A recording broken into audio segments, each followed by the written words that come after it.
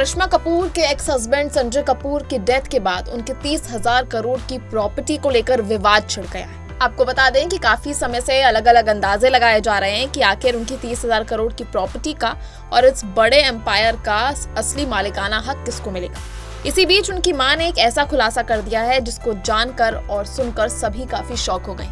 संजय कपूर की मां रानी कपूर का ये बड़ा खुलासा इस विवाद को और ज्यादा उलझाता हुआ नजर आ रहा है। चलिए आपको बताते हैं कि आखिर उनकी 30,000 करोड़ की प्रॉपर्टी का असली मालिक कौन बनेगा और उनकी मां रानी कपूर ने आखिर क्या बड़े खुलासे किए हैं और उन्होंने अपने बेटे की इस मौत को साजिश भी कहा है। चलिए आपको बताते हैं क्या है पूरा मामला, बने रहिए हमारे साथ, वीडियो क्या करना। दरअसल बॉलीवुड एक्ट्रेस करिश्मा कपूर के एक्स हस्बैंड और बिजनेस टाइकून संजय कपूर के निधन को अभी 1.5 महीना ही हुआ है, लेकिन उनके पीछे छोड़ी गई 30,000 करोड़ की कंपनी सोना कॉमस्टार को लेकर बड़ा विवाद खड़ा हो गया। संजय की मां रानी कपूर ने न सिर्फ उनकी मौत पर सवाल उठाए बल्कि कंपनी पर भी गंभीर आरोप लगाए।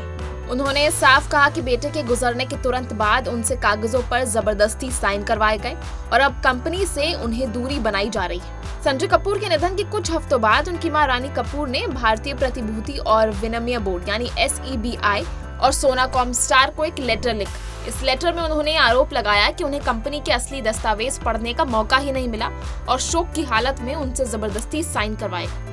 उन्होंने ये भी दावा किया कि वो कंपनी की मालकिन है और उनके अधिकारों को नजरअंदाज किया जा रहा है। रानी कपूर के इन आरोपों पर सोना Comstar BLW prison forcing limited यानी सोना कॉमस्टार ने रिएक्ट किया और ये कहा कि रानी कपूर ना ही इस कंपनी के निर्देशक है यानी डायरेक्टर है, ना ही शेयर होल्डर है। 2019 के बाद से उन्होंने किसी भी तरह से कंपनी में एक्टिवनेस और भागीदारी नहीं ली है।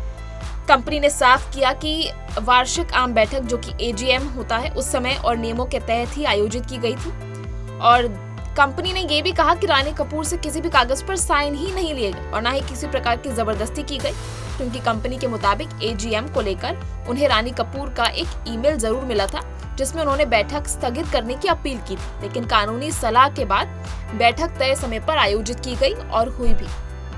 सिर्फ संपत्ति या कंपनी नहीं बल्कि रानी कपूर ने संजय कपूर की मौत को लेकर भी गंभीर सवाल उठाए। उन्होंने आरोप लगाया कि पोलो मैच के दौरान संजय की मौत नेचुरल नहीं थी। पहले रिपोर्ट्स में दावा किया गया था कि संजय ने खेलते समय मधुमक्खी निगल ली थी जिससे उनकी तबीयत बिगड़ गई थी और मौत हो गई, लेकिन रानी कपूर का कहना है कि सच्चाई इससे ज्यादा अलग और गहरी है। वहीं आपको बता दें कि रानी कपूर के वकील वैभव गग्गर ने मीडिया को बताया था कि रानी जी को अपने इकलौते बेटे की अचानक मौत पर गहरा संदेह है।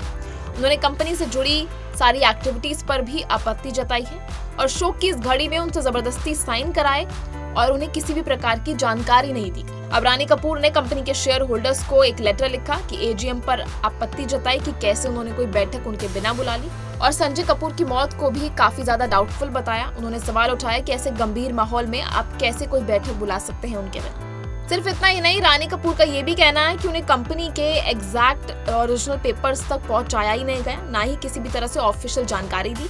उन्होंने ये भी आरोप लगाया कि उन्हें जानबूझकर कंपनी के कामकाज से बाहर रखा जा रहा है, जबकि वो खुद कंपनी की पूर्व प्रमुख भी रह चुकी हैं। अब देखना ये होगा कि इस विवाद के बीच अब सोना कॉमस्टार का असली हकदार कौन होता है और ये मैटर कब तक सॉल्व होता है और इसको लेकर क्या कुछ ताजा अपडेट्स आती हैं। ये सब जानने के लिए बने रहिए हमारे साथ और देखते रहिए बॉलीवुड केस।